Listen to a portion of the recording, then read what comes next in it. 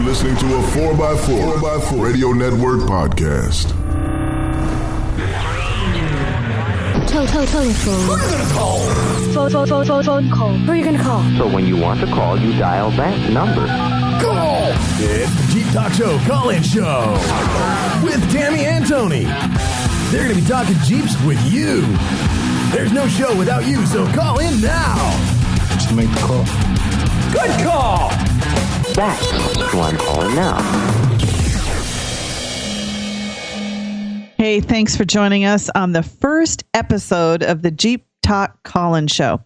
This is where you get a chance to call in, instead of yelling at your computer, when you're listening to the recorded version of the podcast, you can share your thoughts and ask your questions live to a person just maybe joining us from time to time, depending on his work schedule or the road noise during his commute.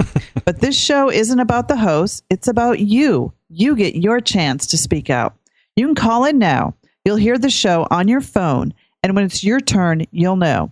Just dial 302-202-1110 and then enter in the code 2198. So tonight, the first 15 minutes, the discussion topic is going to be tire pressure. Now, if you listened to the last episode of the Jeep Talk Show podcast, you heard us talking about what PSI you should run on the street. This question came from me. Now that my Jeep is lifted, my tires are bigger, and I'm not quite sure what PSI. So I did a chalk test, and I'm right now at about, Tony, I don't remember what it was. Was it at 31 or 34? Oh, I thought it was higher than that. I thought it was a lot higher because I think mine max tire pressure is 32 on my 33-inch mud terrain BF Goodrich tires. Well, on the side of my door in my Jeep Wrangler, it shows that they should be at 37 PSI, but that's my stock tire. I was going to say, that's not those tires. So you've changed things since you keep touching that Jeep and messing with it. I know. There's more stuff to keep up with. It's not written down for you. Now, actually, it is written on the side of the tire. It will tell you what the maximum pressure is. Well, it says the max is 50. And that's well, no. I mean, that is what it should be for load carrying capacity and so on and so forth. So everyone because I did post that, and everyone's like, no, I shouldn't be running it that high. Well, I mean, even like Kyle, when I did my 301 class at Roush Creek, he said I should move it down to about 34, 31. And then actually another Jeep mom or a Jeep girl, I don't know if she's a mom or not, she posted, she has a 2-door JK. Uh-huh. And she have 35s? She's at either 35s or 37s, and she's running at 25 on the highway. There was actually a post, and I was just looking for it here real quick because as we started talking about this, I started thinking about what they had written. This is actually from Jesse Farmer. It was a post on Facebook, and if you're not friends with us? Yeah. If you're not friends with us on the Facebook, just go over to Jeep Talk Show and friend us. Anyway, Jesse Farmer wrote, "Hey, Tammy and guys, love the podcast. Keep up the good work. All this talk about PSI for mileage and payload, but nothing about safety. Usually when having the conversations with other Jeepers, it has to do more with comfort. I'm just appalled by that. The Jeep and comfort shouldn't go together." No. I always point people towards my local off-road guru shop's website. Some great info there. Check out the cool stuff link at then the off-road FAQ section for why we recommend the max PSI pressure. Now I understand the payload makes a difference, but honestly, how often do I load up my rig with real weight? Check out the link. I'm interested in to see what you guys and listeners have to say. So I don't have the link for you, but it's over at RMS Off-Road. We'll have that. Actually, it's real simple. rmsoffroad.com. It's in very light gray is the reason why I couldn't see it. So, I mean, we didn't talk about the safety aspect of it, but, hell, we're in a lifted Jeep. How much safety could there be, right? Right. Well, guest 4321 says he ran 50 in his Duratrax. And when I left the dealer after they put on my lift and my tires, they had my tires at 37. And they said I should leave them at that PSI for at least a month. But then I never even That's asked him what I should put it at. That's interesting. I'd like to know why you should leave it that way for a month. Right. I do need to go get my oil changed. And yes, I know I should change my own oil, but I still have free oil changes left. There's nothing wrong with that. When I bought my Jeep. So anyway, I have to go get the oil changed, the tires rotated, and they need to check my Jeep out from my past 2 off-roading things. So I'll have to ask them and see what they say. But I've talked like CPO.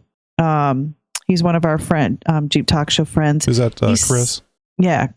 He says, CPO Chris, he says that I should be running lower than 37 too. I would think so, but this is the like that conversation Josh and I got into. There certainly is a safety factor, but I guess I figured that everybody would know if the tire pressure was so low and you're driving at 70 miles an hour and it feels kind of squirrely because it's all squishy and wiggling around. Right. That's too low air pressure and you should slow down. I always look at it like the lower it is, the more traction you're going to get, and I don't think there's a bad thing about having traction as long as you don't fold the tire over because it's the air pressure is so low and break a bead.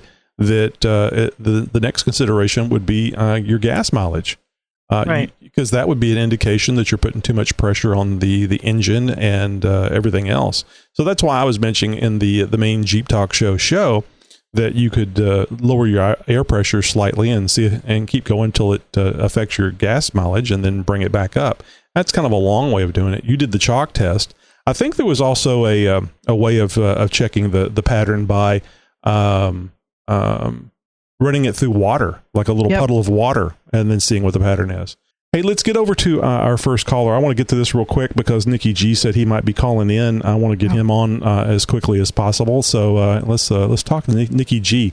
Yay! Hey, how's it going, guys? Hey, Nicky. Hey, Nicky G. I get to talk to you in person for a change. So are you currently driving a plane around on the tarmac? And if you're not, say yes. I'm hiding. I can't tell you my location if somebody finds out that I'll have to find a new one, and it's a long, drawn-out process. It's a secret, yeah. Top secret. Yeah. But I'm so glad you guys got rid of all that dead weight. Gosh. Well, you never know. He may be calling in too. So we'll just mute his call.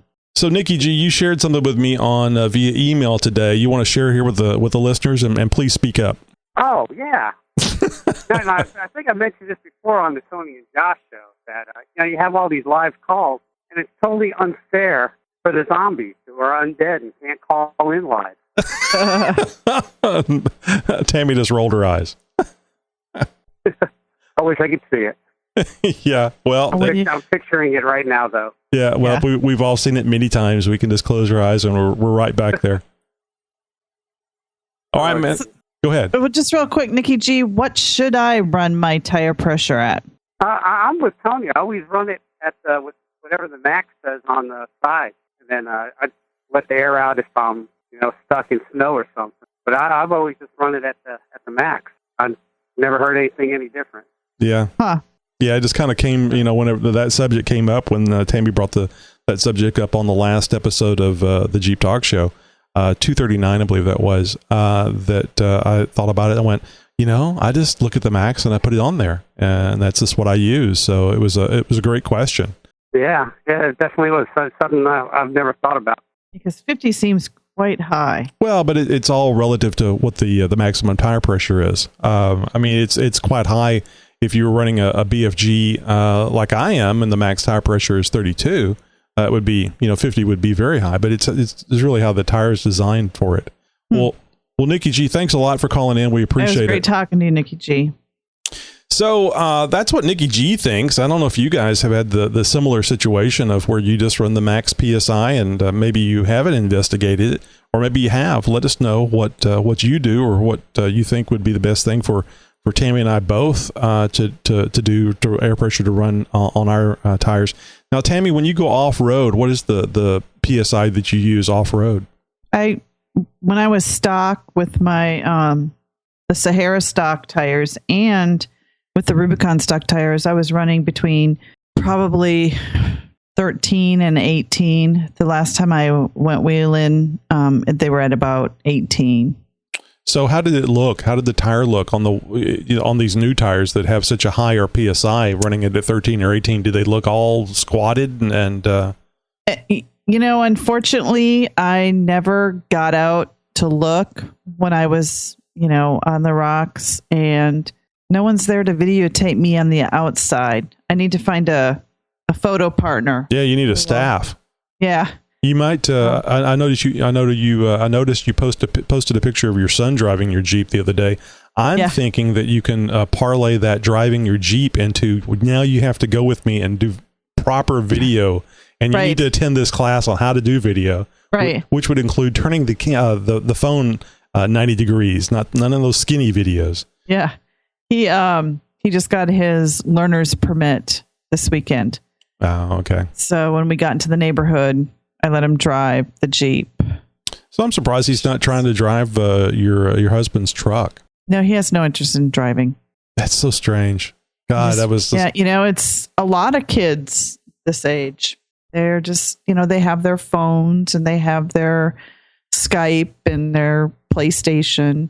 It's way different than when we were growing up. Who wants to spend all that money on car payments, insurance payments, and then gasoline? The minute he passed his test, my husband was notified by our insurance company. Oh, no. He's not driving. It doesn't count. Yep. So, guys, we'd love to talk to you. We're talking about tire pressure, what PSI do you run on the street, and what tire pressure do you think we should be running on the street?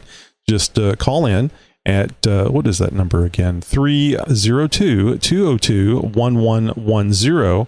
And then the nice automated voice will ask you for your conference ID. Just put in 219-835, and you'll be hearing the show on the phone once you get into the conference call. We'll see you show up here on the panel, on the little webpage panel that we have up, and we will call you, start talking to you probably almost immediately. We only have a few minutes left on this subject before we switch to the next. So if you want to get into this tire pressure discussion, call in now, 302-202-1110, and then put in your conference code 219835. And Tony, I've been reading some of the comments in the chat room, and it seems like the majority of the consensus is to run between 30 and 35. They're saying max is just too much. They would be hard as rocks. Yeah. So... Yep, it looks like 30. I think I put like 4 years on the former set of BFGs, and other than, I wasn't checking the tire pressure all the time, which of course they say you should, but yeah, I'm obsessed with it now. 32. Well, you actually have what is it? The not TPM, whatever the tire pressure. Yeah, TPM, tire pressure monitor, as part of your Rubicon package, and you're able to actually see what it is rolling down the road. So fancy, right? But what's interesting is the tire pressure number on the Jeep dashboard is different than I get in my digital reader. But Josh mentioned on the last show that I really should get a different tire gauge, the one with the hose. So I'm going to be looking for one of those. Yeah, I think it was Josh that said, be prepared to spend a little money, and I agree, because you could actually get a couple of, actually, if you got 3 tire pressure gauges, 3 cheap ones, you could take a measurement with each one of the gauges and then average the pressure. Right. And there's math involved. Yes, exactly. And then, so who has time for that? Just, right. Just get you a good one. Spend $35 on a good one. All right, so we got a caller here. It's a 530 area code, so I bet you this is Steve. Let's see who we got. Thanks for calling. Who are we talking to? Yeah, it's Steve. Hey, Steve. How's it going? Thank you for calling in. Hey, not a problem. I wanted to talk to you more about tire pressure. Sure. Because there's some things you have to consider, and that is what kind of tires. There's 2 kinds of radials. There's the kinds that are kind of old school, and there's P-metrics. And P-metrics need to run a lot of area, and they're designed for that. Usually they're a street tire, although not always, and they are designed to have a good footprint at high pressure. I'm sorry, a footprint at what? At high pressure. Oh, okay. run 35 psi or 40 psi. Not a big deal. That's what they're supposed to do. But if you have a tire like my BFG KM2s, if you put 40 pounds in them, they make a heck of a racket going down the freeway that the lugs just don't like it. Mm-hmm. And question whether I ever got any better gas mileage that way, because I sure didn't. Went down to about 12 miles to a gallon. Oh, wow. Not once, not at all. And the other thing is if you have bias ply tires, you have something like a swamper. That's a heavy carcass, almost like a truck tire. Mm-hmm. If you put those on my Mighty Might, you can take all the air out of them, and they're about half flat, and that's as far as it goes with 0 psi. So they're pretty tough sidewall. And so with those, you have to be careful about how much air you put in them, because you'll just wear the center out of them. Right. And, you can do that at 28 psi on a lot of rigs. So when you see the max psi on the side of the tire, that's for maximum load capacity, correct? That's correct. So if you've got a tire that's good for 3,250 pounds, which is not uncommon, that would mean that you would have a 12,000-pound vehicle. And if you have a 12,000-pound vehicle, that's the pressure you should run your tires at. Oh, good point. I didn't think about the weight of the vehicle. Yeah. Our XJs aren't real heavy. Mm-hmm. But we load them down, bumpers and winches and heavier axles and this and that and the other. And you can get up towards about 5,000 pounds. But if you divide that by 4, that's only about 1,200 pounds or better, a little better per tire. So if you've got a tire that's good for 3,000 pounds, you haven't even reached half the load capacity yet. You really shouldn't be trying to run the kind of air pressure in them that you would run at full capacity. I think mine is 3,250 is the max capacity, if I remember correctly. That's load range C. Right. And most of our tires are going to be load range C, although there are a number of off-road tires out there now. The latest Mickey Thompson mud tire, the dog bone red pattern, that one's actually a load range E, which has got to ride like a rock. There you go, talking about comfort in off-road vehicles again, Steve. I mean, it's nice to have both, but I mean, come on. Yeah, well, you don't need to, run load range E tires on a 4,000-pound Jeep. I used to do that kind of stuff when I was younger, but I found the error of my ways. Trying to sleep at night, probably. One of my first vehicles was a 69 Bronco, and I figured out that if I wanted to have some good ground clearance, I could run 750 16s on it. And that was nice and easy to do because the vehicle came with 16-inch tires. Mm-hmm. So I was running 750 16 8-flies. I put a set on every year. I wore out a set. Oh, my goodness. And I found out that in a hurry that if I got into anything soft, like any kind of a sandy soil, that I was starting to hurt. And almost got stuck where I didn't want to be one time on something that was almost flat. And it got even worse when I went down on the beach on the Oregon coast. It was 4-wheel drive all the way, and if it was a little bit uphill, I wouldn't have made it. And same thing with Round River Rock. Went down to the Willamette River one day, and, oh, man, it was like ball bearings. And so after that, I started running softer tires and did much better. Interesting. Very interesting, actually. Yeah. All right, Steve. Well, we're going to let you run. Thank you very much for calling in here on our first episode of the Jeep Talk call-in show. Well, you really have to think about that, Tammy, because I know. I want to say Jeep Talk Show, Deep Talk Show, Deep Talk Show. Yeah, it was great to get your thoughts, Steve. All right, so we are going to move on from talking about tire pressure to whatever you want to talk about. So if you guys would like to call in now and you got a question you'd like to ask, or maybe you'd like to start a new discussion, please give us a call. That number is 302-202-1110. And then the automated lady will come on and you'll just put in your conference code ID, which is 219835. You'll pop up here on our little screen, and then we'll know that you're waiting to listen. And also, too, you might want to mute your YouTube or JTCiS.com stream so that you don't get confused. About a 30-second delay there on the video that you're watching right now. Well, since we have no callers right this moment, I'm going to talk about Please. What I want to talk about. I finally found my purple paint for my diff covers. I was looking all over at all the Lowe's, and they just didn't have it's called Sumptuous Purple.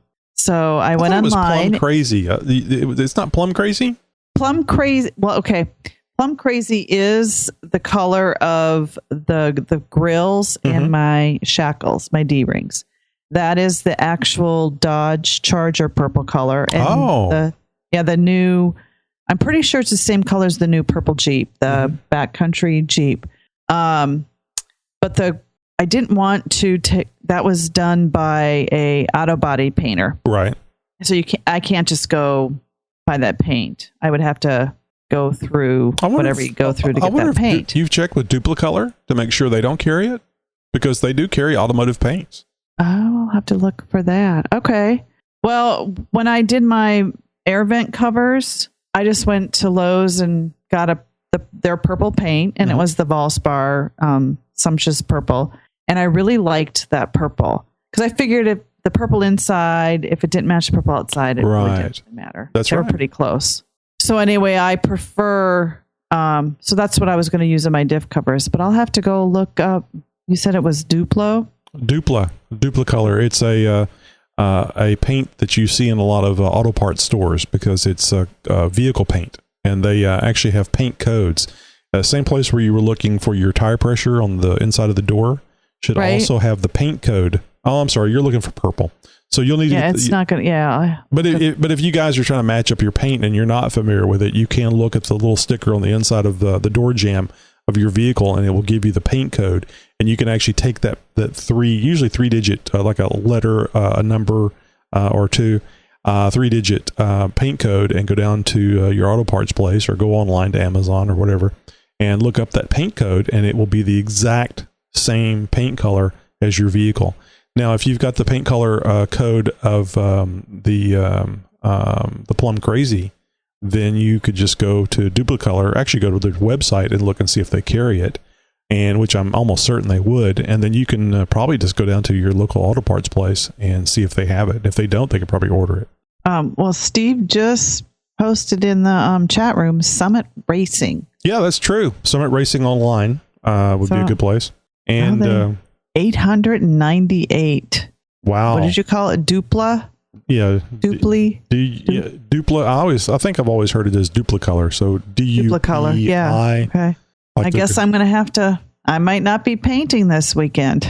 Well, you that way you could get the exact paint color, especially since it's going to be on the outside of your Jeep. It would be nice if it matched. Right. It's funny. We're talking about comfort and how silly it is to worry about comfort in a Jeep. How silly it is about matching my purple. We got to match the purple. It can't be clashing. So, guys, this is the section of the show where you call in and talk about what you want to talk about. Give us a call, 302-202-1110, and then put in your conference code number 219835. We'd like to hear from you. Only a few minutes left in the show. We would, frankly, we'd like to get a few more calls here on our first episode because, without you guys calling in, we ain't got a show. You can ask us anything about Josh. We'll tell you all of Josh's Absolutely. secrets. He's not here to defend himself. And I've got pictures. So, folks, 302-202-1110. And then you punch in 219-835. And you can ask us anything you want. We may not answer you, but we'll do our best. Reminds me of the car dealerships advertising on television. They say every application will be accepted. Well, of course, every application, like here, put it in my hand. Thank you very much. Doesn't mean you're going to get qualified for that loan, but we'll accept the application. People just don't catch. It's that reading comprehension that wasn't taught in school. Don't be chicken, people. You can call us. We don't bite. No, not even if you want us to. I was going to say, unless you want us to. Well, see, I said not even. I know. You went a different direction. I would have. Oh, jeez. All right. So let's see. What That's else? my line. So let's see. What was I going to? I was going to tell you about something. I think we need to, with the summertime here, I guess the summertime technically is almost over. And Josh having overheating issues, which I'm going to give him a hard time about. Did you see that? In chat where he had overheated twice going home? Yep. Do you also see where I was asking him today? Does this mean you were driving that Jeep with 5 pounds of oil pressure? Yes, I saw that. Yeah. He's driving around where at least the gauge says 5 psi, and that's an interesting question. Have any of you guys had problems with your Jeep Cherokees giving you erroneous? I would say wildly erroneous oil pressure indications, because Josh has been having a hell of a time with his indicating either 0 or 5 psi, but the motor seems to be running fine. He actually checked the oil flow at the top of the vehicle, and that seems to be fine too. So I don't know how far he drove it to that event that he went to, but he certainly took it out there and drove it back and forth, and engine's still in one piece. Tony, I have a question about the show. Now, are we going to put this up for download? Yes. Okay. Yep. It'll be an additional download for all of the Jeep Talk Show subscribers. And if you're not subscribed, you should go over to whatever your favorite method of getting the show is. A lot of people use iTunes. You just go over there, search for the show, and click on that subscribe button, which actually gets you the show 2 or 3 days earlier than if you just wait for it to pop up. So folks, a couple minutes left here. You give us a call, share your thoughts about your Jeep, share a story about your Jeep. Call in at 302-202-1110, and then you punch in 219-835. Got a funny story, scary story. Oh, scary. Anything about your Jeep, but issue with your Jeep, give us a call and we'll try to help you out. So Tammy, when's your next wheeling adventure? The one that's scheduled on the books, and hopefully I'll go before then, is in October. It's going to be the 4th annual Women's Wheeling event at Roush Creek. And last year there were over 100 women wheeling their Jeeps, whether it was their personal Jeep, their boyfriend's Jeep, their husband's Jeep. So I will be doing that again this year, and I will be donating a prize for the raffle. Oh, okay. I will be, donating a purple, imagine that. What would you call it? The bikini top. For the Jeep. I think that's what it's called, the bikini top. Mm-hmm. I have the big long spiderweb shade, so I have a half bikini spiderweb shade. So I'll be donating that for a raffle. So when you're out in the open air and you have that purple above you, does it change the color of the tan that you get? I don't know. It could, but it does turn my sky purple. Oh, I bet. So yeah, it's pretty cool. But it's been so hot here. I haven't been able to put my top down. I think like in the 90s and the 100s. I think that's one of the things that folks like me that have always lived in the South, we put up with the high humidity and the high heat here on the Gulf Coast.